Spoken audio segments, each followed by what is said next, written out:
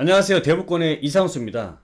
앞으로 미국에서 금리 인상을 한 두세 차례 정도는 더 할 거다라고 해요. 지금까지도 많이 올렸는데, 자, 더 올린다라고 하니까 당연히 시장에서는 굉장히 어려워질 수밖에 없고, 특히나 부동산 같은 경우도 많은 매수 심리가 꽝꽝 얼어붙어 있어요. 겁나서 지금 집을 안 산단 말이죠. 이러다 보니까 거래가 급감을 하게 되고, 그로 인해서 가격도 또 빠졌단 말이죠. 자, 이러다 보니까 이게 문제는 지자체 입장에서도 문 거래가 돼야 세수가 들어와서 그걸 가지고서 지자체 운영비를 써야 되는데 그렇게 못하는 상황이다 보니까 정부를 향해서 아니 규제 좀 풀어라. 지금 집값도 빠지고 거래가 안 돼서 정말 죽겠다. 이러다 정말 다 힘들어지겠다. 그러니까 정부에서도 대통령 주재로 해서 10월 27일 날 비상경제회의를 했어요. 그래서 거기서 무슨 얘기가 나왔냐면 그러면 11월 달에 좀 대대적으로 좀 강력한 규제 완화를 그럼 우리가 한번 해보겠다라고 발표를 했습니다. 자, 그러면 지금 같은 상황에서 규제 완화가 좀 강력하게 된다라고 했을 때 앞으로 그러면 그것 때문에 반등이 올까? 아니면 지금처럼 계속 하락을 할까? 어떻게 될까요? 일단은 이런 규제를 풀더라도 좀 과감하게 규제를 풀어야 됩니다. 9월 달에 보면은 이제 인천의 규제 지역을 풀었다라고 했어요. 근데 그때 인천의 규제 지역을 푼 게 뭐냐면 투기과열 지구라는 것을 해제를 했습니다. 근데 이 투기과열 지구라는 게 이게 지금 전혀 효과가 없어요. 자, 왜 그러냐면 이 투기과열 지구 해제를 했을 때 보면 15억 초과 아파트 대출이 가능합니다. 라는 건데 인천의 15억 초과 그것도 이거는 KB 시세로 시세가 15억 초과되는 아파트들이 많습니까? 이거 대출해준다라고 받을 사람도 일단은 없을 것 같지만 그만한 아파트들도 없어. 이게 무슨 상관이야. 인천에 보면은 4억대, 5억대, 6억대 아파트가 많은 지역들인데 이거 상관없는 거예요, 이거. 자, 그리고 주택 분양권 전매 가능. 아니, 분양권 거래는 집값이 올라갈 때 거래가 잘 됩니까? 집값이 빠질 때 거래가 잘 됩니까?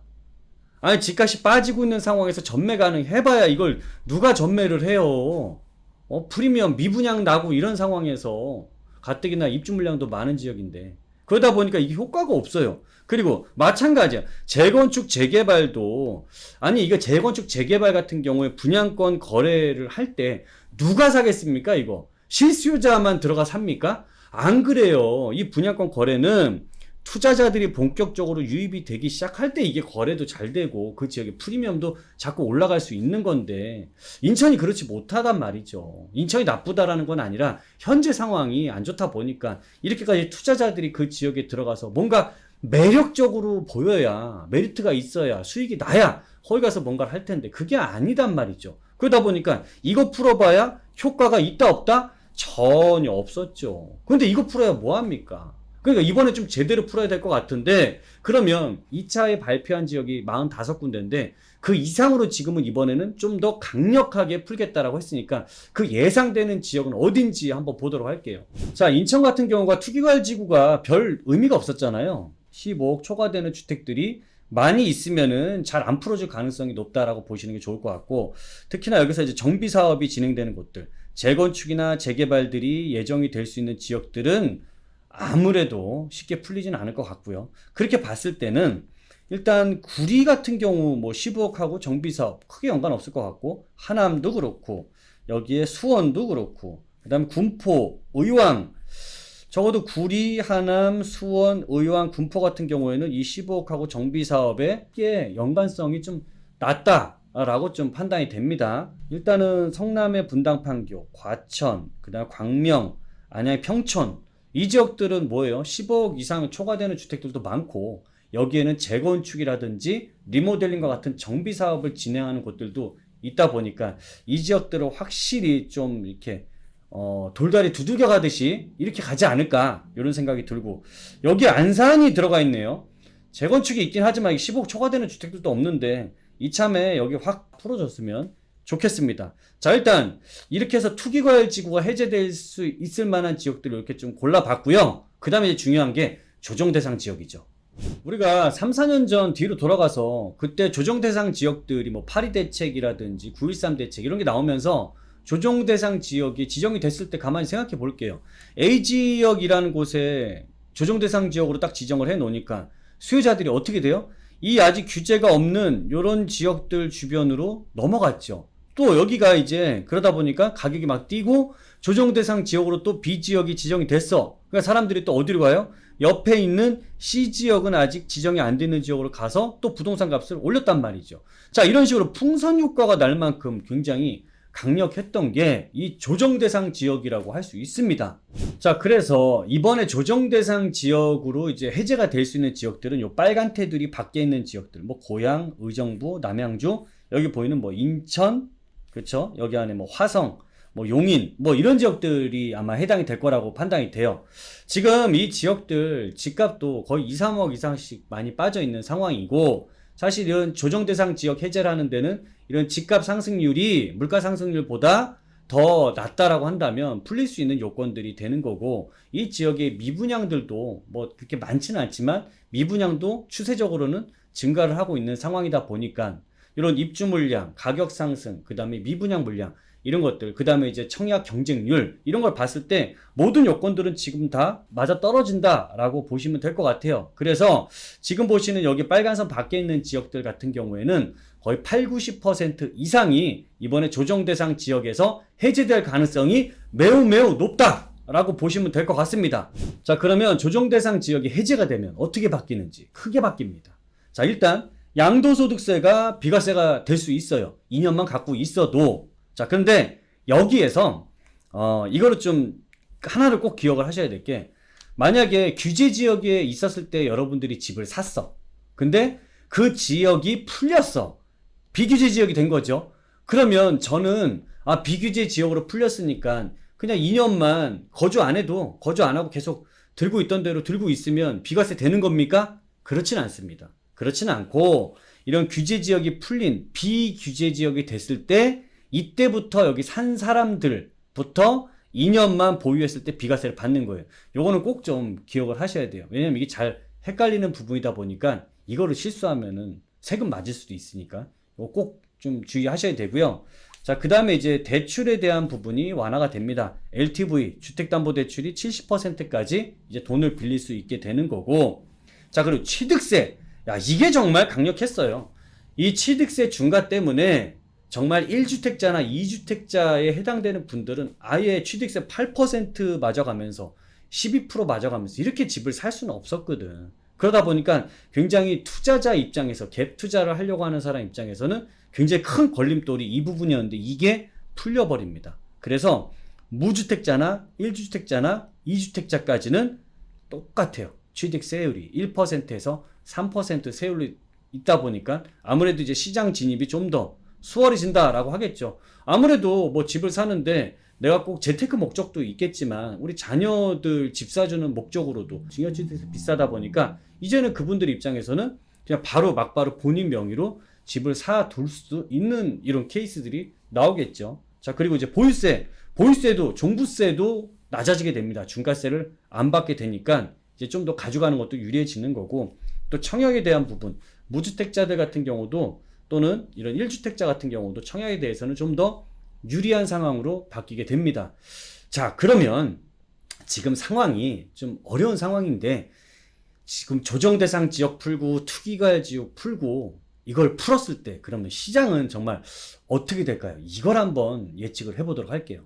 지금까지는 부동산의 거의 족쇄라고 할 수 있었던 이런 강력한 규제가 완화가 된다라는 것은 실수요자나 갭투자, 투자자 입장에서도 수요는 증가할 수 있는 요인이 돼요. 플러스 요인이에요. 실수요자 같은 경우에는 대출이 더 많이 받을 수 있다 보니까 이 수요가 증가할 수 있는 거고, 갭 투자자 입장에서는 취득세, 양도세, 종부세 모든 세금이 다 풀려버려. 그냥 무주택자나 1주택자들과 같은 이런 세금 체계가 확 바뀌다 보니까 세금의 부담이 없어지는 거죠. 그러면 이 수요층들이 뭐 본인이 재테크 목적에서 집을 살 사람도 있을 것이고, 우리 자녀를 위해서라도 앞으로 자녀들 때문에서라도 사두는 수요, 뭐 굉장히 다양한 수요가 나올 수 있겠죠. 그러면 이게 이제 플러스 요인이라고 할 수 있는데, 문제는 지금 이 금리 인상이 앞으로 한 2차례에서 3차례 정도, 이 정도 남아있는 상황이에요. 그러다 보니까 이 금리 인상에 대해서 당연히 심리가 좀 위축이 될 수도 있고, 또 여기에 실수요 입장에서는 대출을 많이 받는다 하더라도 70%까지 어떻게 받겠습니까? 이 고금리로 걱정스럽다 보니까. 그래서 아무래도 실수요자들 입장에서는 이 수요가 좀 많이 일어나기는 좀 어렵고, 좀 한정적으로 그러니까 대출을 좀 많이 받지 않은 분들 중심으로 거래가 이루어질 가능성이 높고요. 갭 투자자 입장에서는 일단은 가장 큰 걸림돌 족쇄가 다 풀어져 버렸어. 취득세, 양도세, 종부세, 뭐 가지고 있을 때, 팔 때, 살 때 모든 세금이 다 규제가 없어진 거예요. 그렇게 된다면 이분들은 움직일 수 있단 말이죠. 그리고 갭 투자를 하는 입장에서 뭐 물건에 따라서는 좀 다르긴 하겠지만, 요즘에 전세가 거의 월세화로 많이 진행이 돼 있는 상황이다 보니까 자금 부담이 되는 물건들도 분명히 있을 수 있겠습니다만, 순수 전세로 이용한다면은 현재 매매값도 좀 빠지고 전세값도 빠져 있는 상황이다 보니까 이 갭금액 차이는 그렇게 크게 차이가 안 나다 보니까, 저는 오히려 지금 이 규제 완화는 플러스 요인이고 이 금리 인상은 마이너스 요인, 이 두 개가 맞닥뜨렸을 때 실수요자들이 플러스 되는 요인보다는 오히려 갭 투자자들의 입장에서 투자 물건들이 움직일 수 있는 플러스 요인이 좀 더 크게 움직일 거다라고 예상이 됩니다. 자, 그러면 움직임들이 언제부터 본격적으로 이렇게 움직일까요? 지금 현재 금리가 계속적으로 오르고 있는 상황이고, 앞으로 미국에서도 두세 차례는 더 올릴 거다라고 예상이 되니까 우리도 그 정도까지는 같이 따라 붙을 거 아니에요. 그러면 이 시점이 뭐 내년 상반기까지 계속 올렸다가 이제는 뭐 중순 정도 됐을 때나 내년 하반기 때 이 금리 인상이 멈춤 시점이 분명히 나오겠죠. 그리고 그 이후에는 금리 인하가 시작이 된다라고 했을 때 본격적인 움직임은 당연히 이때 인하가 되는 시점에 가장 많은 움직임들이 나타나지 않을까요? 여러분들도 이때 걱정거리가 조금씩 사라지고, 이때는 내 금리에 맞춰서 내 대출의 이자가 얼마 나갈 것인지 충분히 다 계산이 되잖아요. 근데 저는 이 시점에서는 많은 수요가 들어오게 되면 가지고 있는 사람들도 이때는 마음이 좀 편해지다 보니까 그때는 또 저렴하거나 이런 매물들은 좀 잘 안 나올 것 같아요.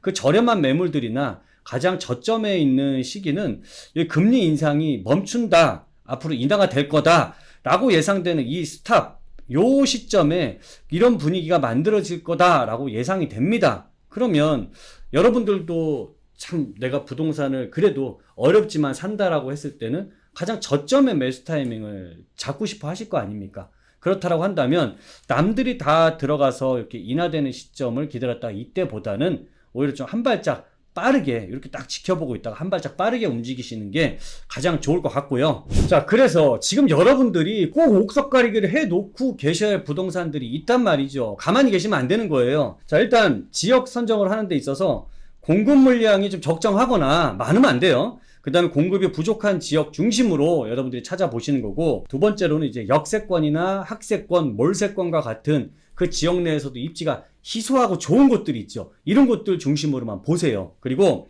세 번째로 이제 아파트로 치자면은 신규에 있는 대단지 아파트로 보시는 게 좋을 것 같아요. 왜냐하면 새 아파트가 가격이 뛰어요. 그 다음에 차례차례로 그동안 뭐 10년 차, 20년 차 이런 아파트들이 뒤따라 뛸 거 아닙니까? 그러니까 신규 쪽으로 보시고, 그 다음에 대단지를 보시면 그래도 여기 안에서 성격 급한 급매물들도 나올 수 있으니까 대단지 위주로 공략하시는 게 좋을 것 같고요. 그리고 개발 예정지에 있는 재개발 가능한 부동산, 이거 반드시 보셔야 됩니다. 이거는 시기와 상관없이 구역 지정 되기 전에 예정 지역을 보셔야 돼요. 왜 그러냐면 서울 같은 경우에는 2030년까지 거의 입주 물량 자체가 공급 부족인 지역입니다. 그러다 보니까 지금 굉장히 빠르게 신통이나 모아타운이나 역세권 재개발 700% 용적률 주는 이런 어마어마한 사업들이 현재 이 사업에 신규 지정을 해주고 있고, 많은 지역들이 이 사업을 하기 위해서 준비를 하고 있는 곳들이 많습니다. 큰 기회가 되실 수 있어요. 서울의 중심지 안에서 새 아파트를 그것도 저렴하게 받을 수도 있는. 그래서 저하고 권권대님하고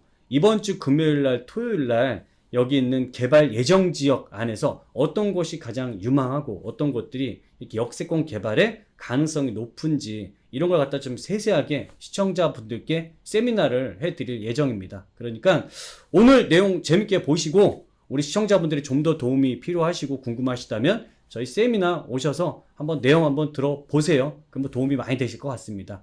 자, 오늘 내용 즐거우셨으면 구독, 좋아요, 알람 설정 부탁드리고요. 지금까지 시청해 주셔서 감사합니다.